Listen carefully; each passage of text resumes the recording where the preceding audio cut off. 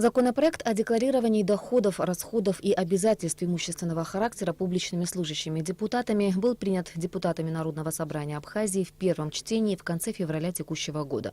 На слушании, состоявшемся в парламенте с участием членов инициативной группы и некоторых депутатов, были обсуждены предполагаемые поправки к данному закону.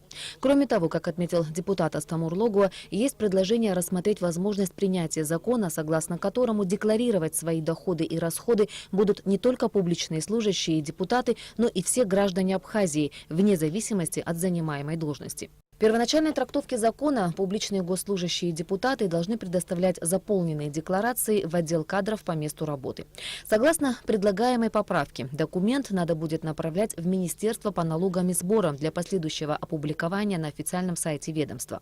Члены инициативной группы считают, что в данном вопросе нужно использовать мировой опыт и доверить важную и ответственную функцию главному фискальному органу страны.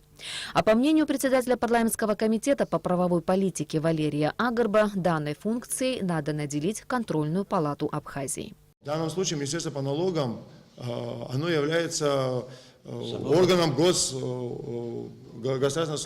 центральным органом госуправления, которое в структуре премьер-министра, вице-премьеру, президенту, в том числе и парламенту, и оказать влияние не надо здесь ссылаться на мировую практику, ни на какие страны. У нас своя особенность, и в данном случае мировой опыт на нас не всегда влияет положительно.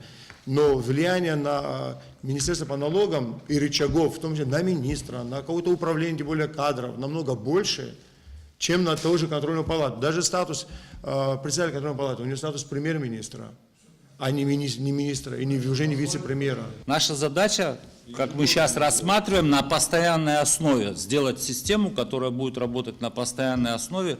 Но мы исходили вот с моими единомышленниками из общепринятой мировой практики, не из-за того, что там какой-то орган нам больше нравится, какой-то меньше нравится. В принципе, мы стремимся, чтобы общество было по возможности максимально открытым. Злоупотребление или плохая работа может быть в любом органе, в том числе и в контрольной палате. И такие претензии, наверное, тоже возможны и к Министерству по налогам и сборам.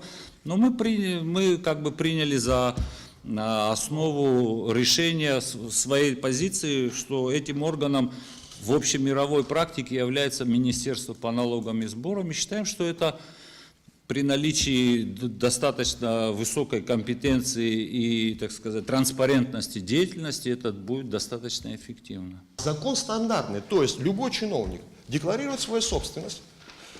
Если он соврет и не задекларирует свою собственность, то в маленькой Абхазии это быстро обнаружится, гораздо быстрее, чем в крупных странах.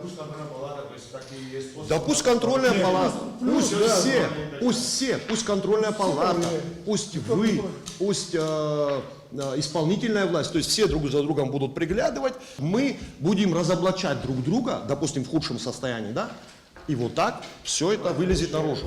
В поправке, о которой идет речь, в случае нарушения статей закона предусмотрена и ответственность, а именно освобождение декларанта от занимаемой должности. Участники встречи согласились с данной трактовкой. При этом они отметили, что здесь необходимо будет вносить дополнения в профильные законы министерств и ведомств. На мой взгляд, то есть, данный проект, который принят уже в первом чтении, он будет первым шагом к тому, чтобы прийти и к всеобщему декларированию. И если же мы будем дожидаться, что пока все отраслевые законы будут приняты, тогда мы ни один закон никогда не примем.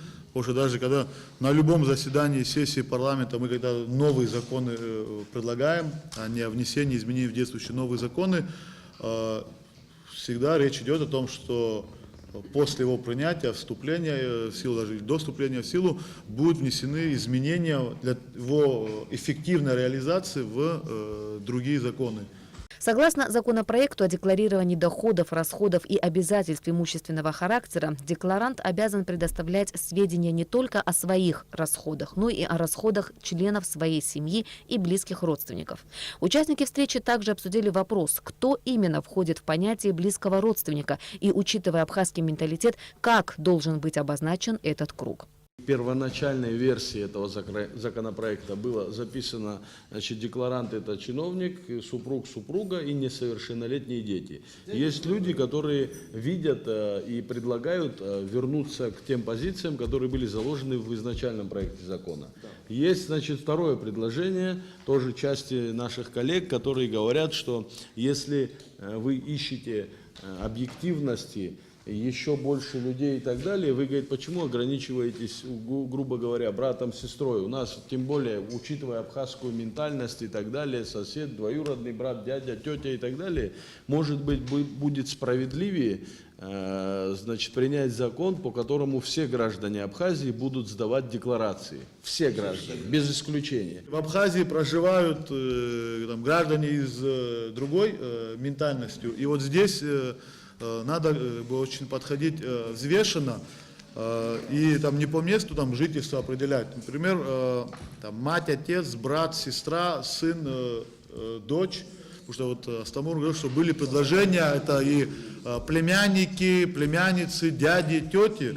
Но учитывая еще такой момент, если мы круг родственников будем расширять, те родственники, которые в том числе проживают и за пределами Абхазии, кто в России, кто в другой стране, и вдруг она вам, родному брату, не предоставит информацию обо всем своем имуществе, о своем банковском вкладе, может, вот она отказалась нам предоставлять. В итоге было решено провести еще одну встречу с участием всех членов парламентского комитета по правовой политике, с тем, чтобы вынести уже готовый законопроект на заседание сессии Народного собрания. Ирина Аршба, Алексей Агухава, Абхазское телевидение.